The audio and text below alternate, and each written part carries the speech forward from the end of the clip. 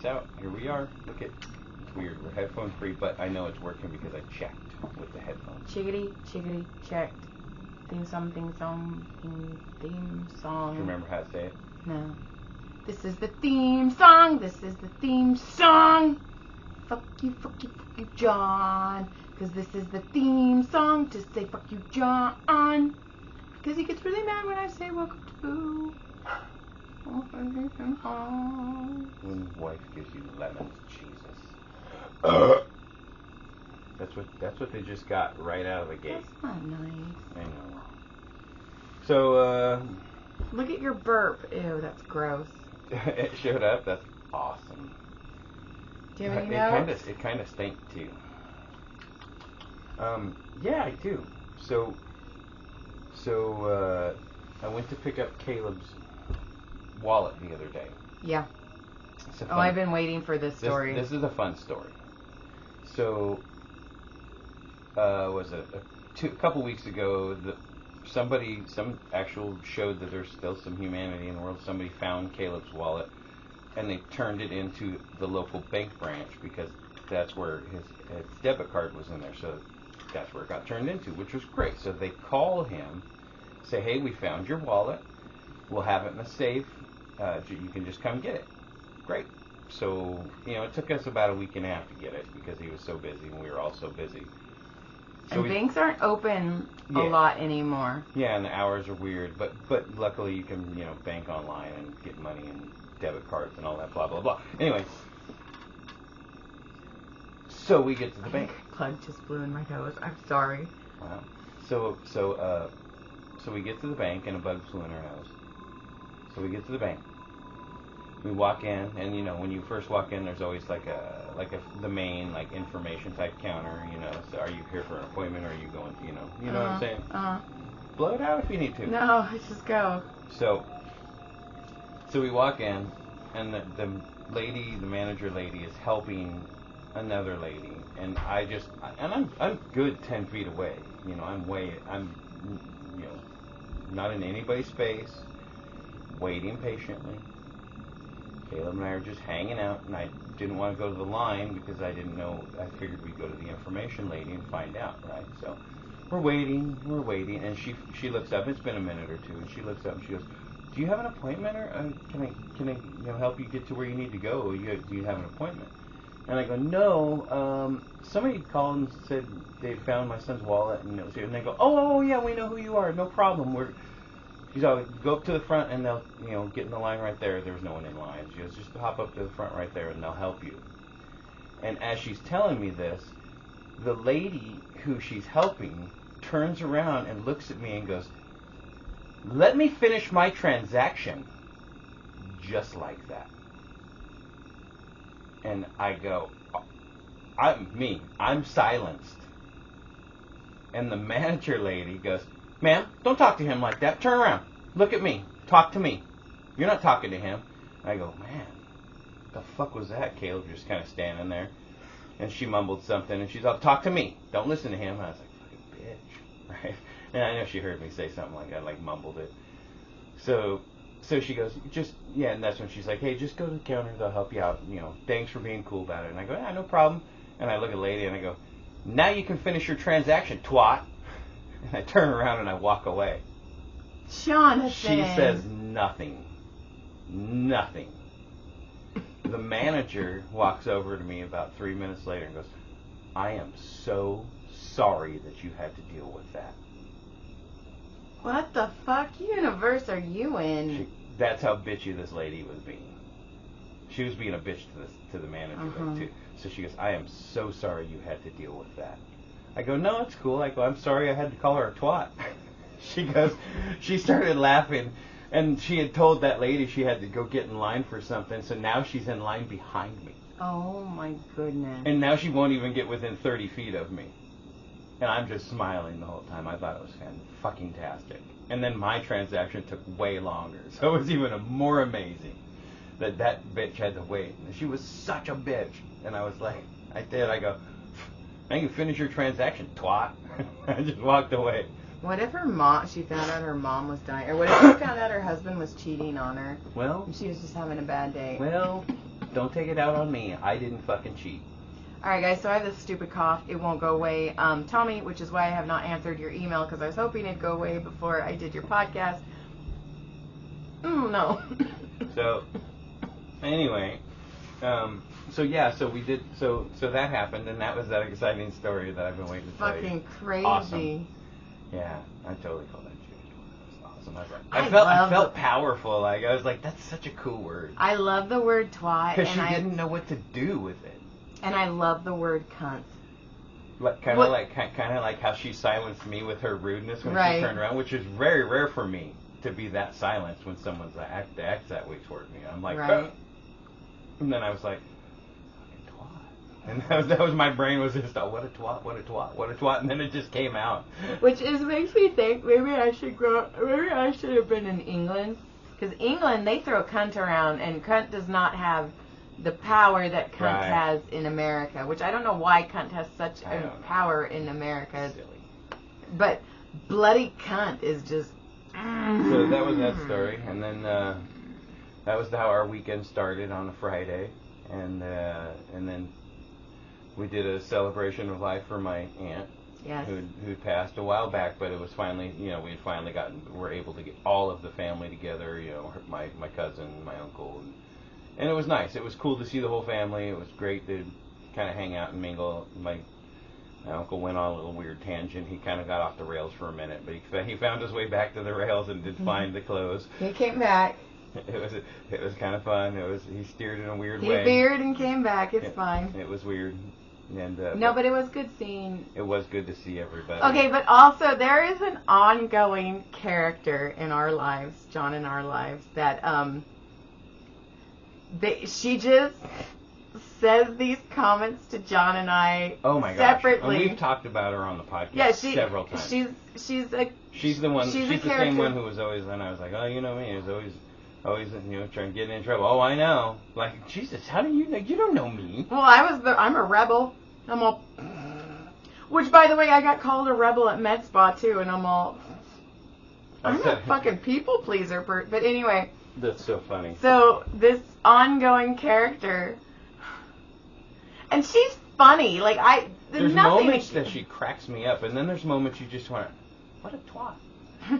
But she's also at the age that she don't give a fuck. Which I cannot wait to get to that age. She comes up to me and she goes, "Hey, go tell Jamie, my sister-in-law, John's youngest sister.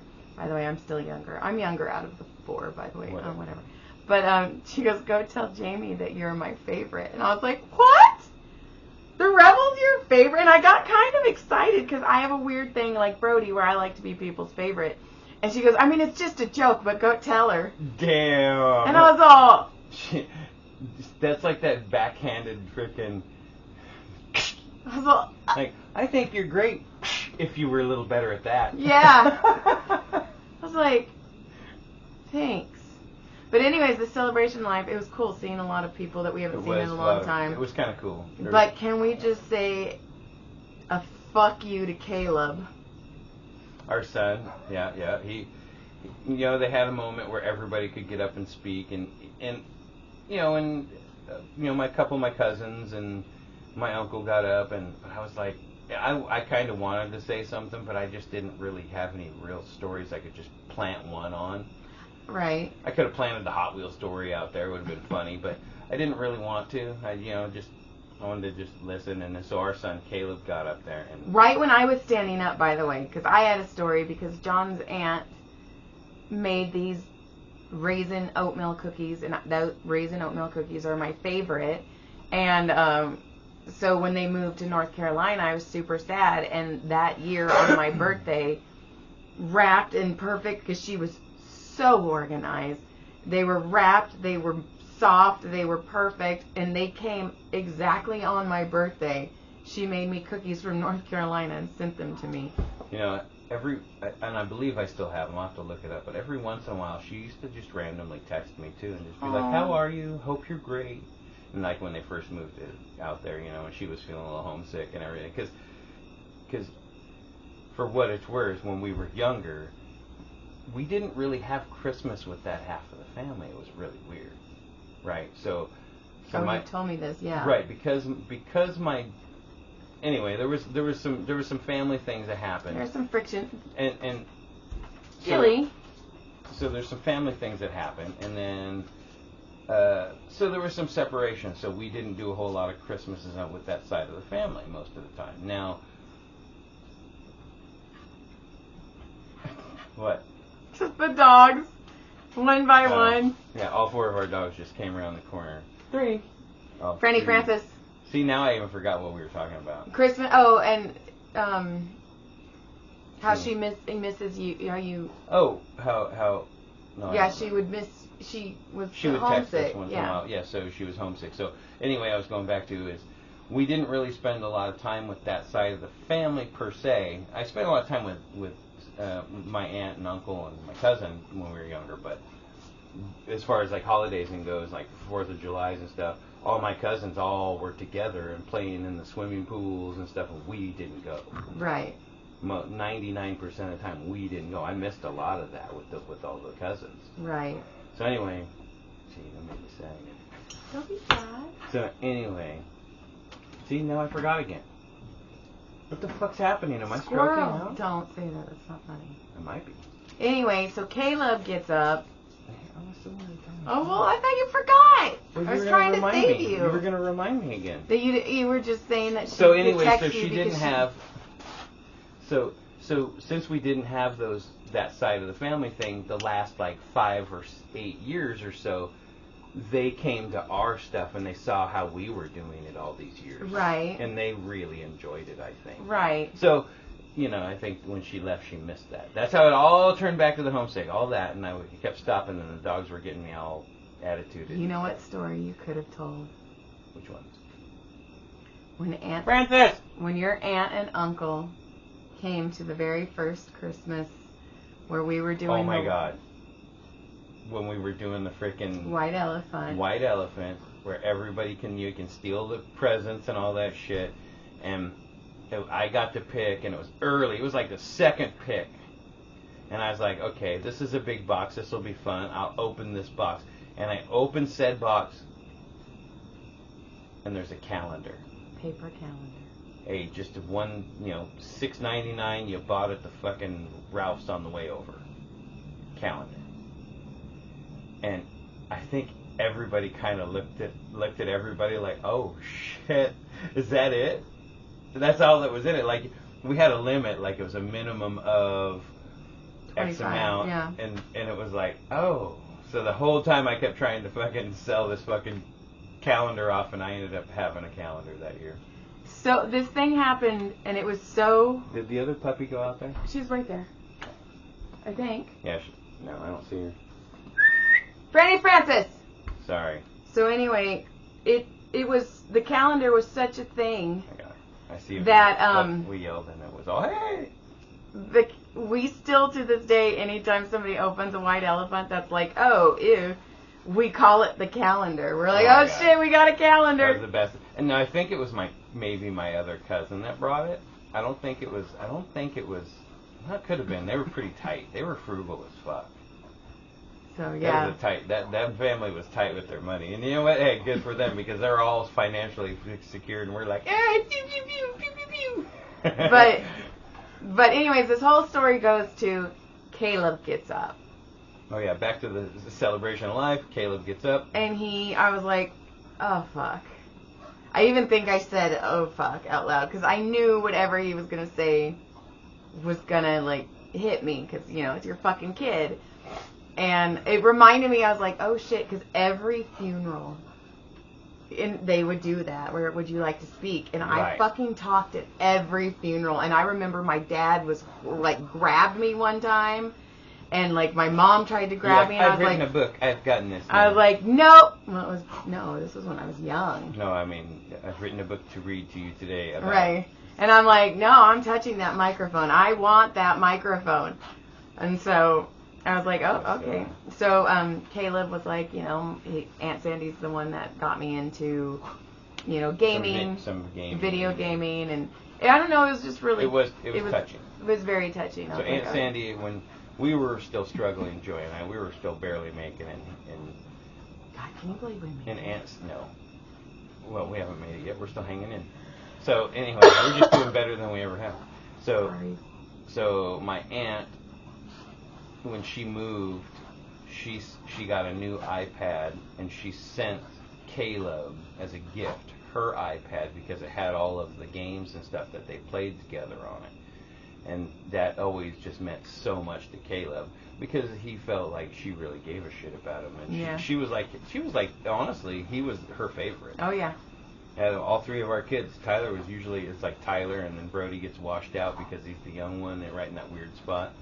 And then freaking Caleb never got, just because he's unique. And he's very unique. He's very unique and interesting. Caleb's, you take a lot with Caleb. It's amazing. Yeah, he's a great kid. So, yeah, so there was that, and then... But the funny part was, too, is, so I massage this man, and he's into racing, and sometimes he's a little complainer, and so I mentioned John's cousin to him, and he talked about John's cousin the whole hour, so I was like, I went to your cousin, I was like, hey, I need to say thank you because you saved an hour of my life by not hearing people complain. Right. But then they were talking about race car people. Right. I didn't realize they were talking about race car people. And I guess there is a race car driver named LaJoy. Right. But I didn't realize that. So for some reason, I thought this man was saying my name fancy in French, like LaJoy. LaJoy. And I was like, oh, okay, I'll be LaJoy. Hi, I'm fucking LaJoy. LaJoy. Fuck yeah. And then I'm all, oh, I'm a fucking idiot. So if we hop off a plane in French, you're like, I'm LaJoy. I'm LaJoy. And you're Bajan. No. Oh. We don't do that. No. So then, yeah, so that was pretty wild. And then on Sunday, we went to the beach. So we almost had another situation at the service, at the celebration of life. Oh yeah, sorry. I was sitting there. I was talking to some friends. So I was talking to some people there, and as I was in one conversation, I was like talking to the third person. She goes around the car. I go to the third conversation, and the person we were talking to first, all of a sudden, is like leaned over and just going like trying to catch breath. And I'm like, I look, and me and the other person, we stop and we're looking, like we're just stopping and looking at him, like we didn't know what was happening. Right. And I see him like putting his finger in his mouth, and I see this little tiny like chunk of something come out, and he's like touching him, like he's starting to panic a little bit, and I'm like, and I ask, I go, can you breathe? And he just shakes his head no, and I go, and I wait a second, and as he's doing the working, and I'm like, looks like he's like working it out or whatever, and then I go, dude, can you breathe? Are you okay? And he shakes his head no, and I go, stand up, and then I Heimlicked him and launched a little piece of frickin' meat out of him. Now I don't know if I saved him per se, but I helped him get it out.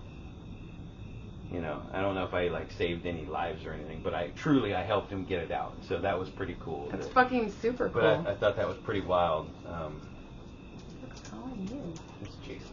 Oh. So, yeah. So anyway, so that happened. John is a hero. And that was pretty wild. And I didn't really think anything. I wasn't really thinking of anything of it. But now that I kind of replayed it after long after the situation. Me and one were staring at each other, we're staring at each other as it's happening, and then I jump up and take care of it, and then I realize it is fucking dead quiet, and everybody is staring at us. Oh, how embarrassing for that one too. But that's awesome. But I didn't realize we made enough commotion. Okay. I must have jumped up. Okay, stand up, being firm. Let's go. Come on, let's take care of this or whatever, and. The person I'm talking to, I remember he just kind of took a step back because I was surprised, he kind of just stood there, almost sheeped, right? Almost like deer in headlight. Right.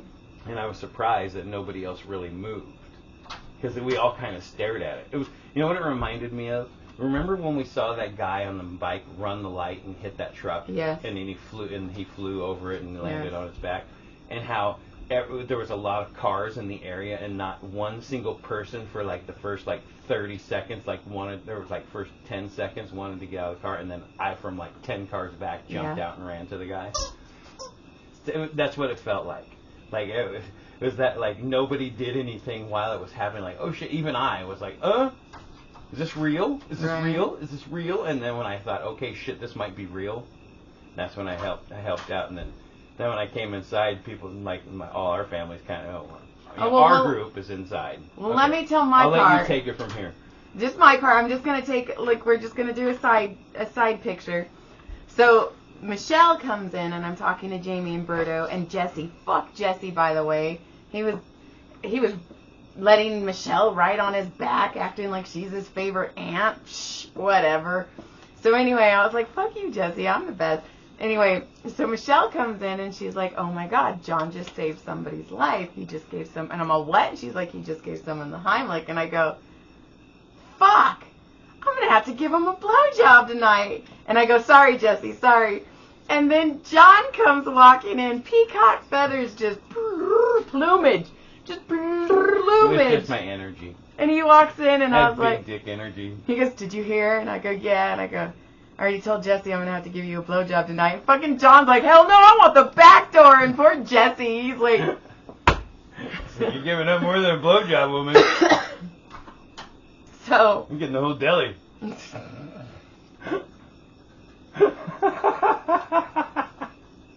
That's a good one.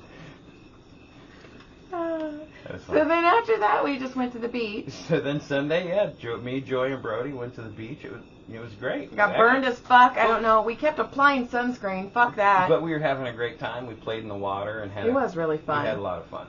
We boogie boarded. We got home at respectable time. We were there at like noon, and we were home at like 6. You know, I mean, no, I'm just saying it was like... We got there around 11. It was a long day, but it wasn't. Like, it was like, holy shit, it's already been 4 hours. I thought it had only been like 2. No, but John didn't buy me conchetta or bread bowls. So well, it was kind of a tough moment that day. We were hot. We were sunburned. I was tired. Yeah. So, that was weird. Jinx. So, so I think that, what else? See, Monday, that caught us up almost? Monday I work, Tuesday I work. Oh, Brody's he's ASB this year, so he's been doing camp. So I've been taking Brody to camp, and it was just really weird because I take Brody, and today was orientation. And I'm like, okay, do I go? And he's like, no, Mom, I'm ASB, I got it. And I'm all, but, like, he's like, you signed my emergency card, and he goes, you filled everything out online. And I go, I did. And he's like, yeah, so I'm fine. Later. So my little 8th grader just fucking mans up. And then... He's going to be in high school after this year. I know. That's going to break you. And then, so speaking of men, so Tyler has been, he's been out on all the fires and stuff because he's forestry. Sorry. So he's been gone a lot. So Aubrey and Tyler came over to my studio to come say hi, and I was massaging our niece, Brandy. And I'm massaging Brandy, and I see Tyler, and I was like, dude, I don't know why. I was like, dude, you look like a fucking man right now. Like he's all grown up. He got married. He became a man. It was weird. It was just like, you know how like Bobby Boucher. Yeah. You go have fun becoming a man. It was. I was all, oh my God, we should have said that at the wedding. Holy fuck, that would have been amazing. So, I go. You just lay there. You have fun becoming a man. I go, holy shit, you look like a man. And Aubrey goes, yeah, he's going to be a hot dad.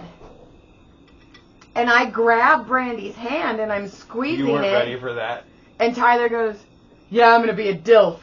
And now I'm like breaking Brandy's hand, and I go, damn it, I go, are you guys announcing something right now? That will officially graduate me to GILF. Grandpa. Somebody called me a GILF the other day, too. Damn, we're aging out. But here's the I don't want to be a grandma.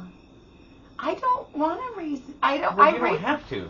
I was so bad raising these kids. I don't want to fuck anymore. I don't want to be around them. I'm like... No, you'll love them, and then you'll play with them, and then they'll go back to their parents, and we'll ruin them for a few days, and then they'll clean them up. A few days? You're going to be such a good grandpa. You're going to be so good, and then I'm going to be gone on tour. And it'll be fine. She's right That's there. fine. And then I was like, oh my God. And then on Monday I massaged him, and I beat the fuck out of him, and I'm massaging him, and I go to his left hand, and there's this fucking wedding ring on it. It's the left hand, right? Yeah. Yeah. And I was like, Yeah. oh my God, you're wearing a wedding ring. And it's just so fucking weird that they're all fucking grown up now. They all are. But, okay, also I forgot, at the celebration of life, I was talking to a couple people, and I was like, hey, we need to go get our will and our living trust and everything. I know. Actually, that's weird. Did I tell you that I wanted to? Yeah, but we really do, because I agree. I want to make sure you guys keep the house if something happens to me. I'm saying it right now. I want to be cremated. I do not want a funeral. I do not want a celebration of life, and I want my ashes thrown away. Can I give you one last? No, I want them I'm dying first? It's because I have this cough. Technically I should. I am older than you, so technically I should be the one to go first. If you die, you know this. If you die before I call 911, I am pegging you and then calling 911. Then you're going to get arrested for murder. No, you'll be dead. It'll be in my note that I left.